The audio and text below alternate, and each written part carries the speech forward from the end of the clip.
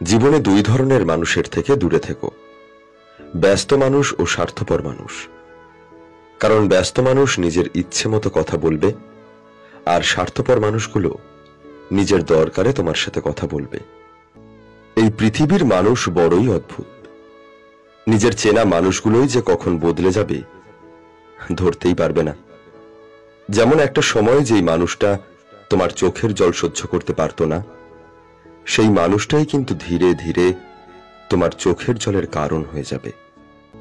জীবনের অন্যতম সেরা জিনিস হলো একজন ভালো বিশ্বস্ত বন্ধু পাওয়া, যার কাছে কোনো সংকোচ ছাড়াই মনের কথা শেয়ার করা যায়।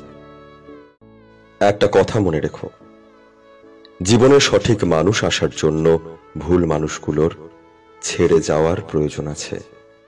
ইদানিং আর কোনো কিছু নিয়ে অতিরিক্ত আশা করতে ইচ্ছে করে না।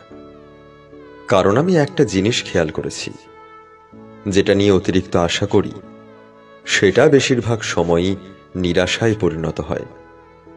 তাই এখন অতিরিক্ত আশা করা বাদ দিয়ে দিয়েছি। যা হবার হবে, না হলে না হবে। আশা যত কম, দুঃখ তত কম।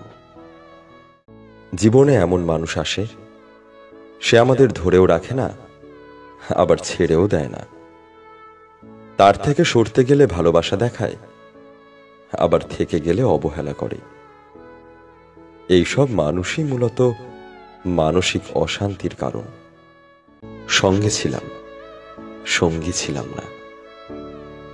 কাছে ছিলাম, কাছের ছিলাম না। প্রয়োজন ছিলাম, প্রিয়জন ছিলাম না।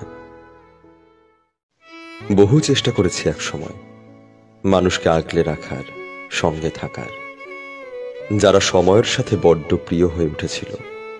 একটা দিনও যাদের ছাড়া ভাবতে পারতাম না, কিন্তু তারা থাকেনি।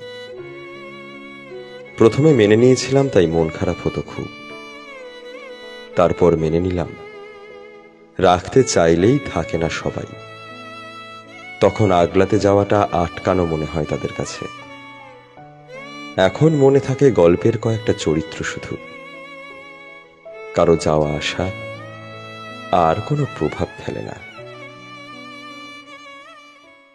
সত্যি বলতে, আমার লাইফে থেকে যাওয়ার জন্য কাউকে আমি জোর করি না। সে তুমি বন্ধু হও বা অন্য কেউ।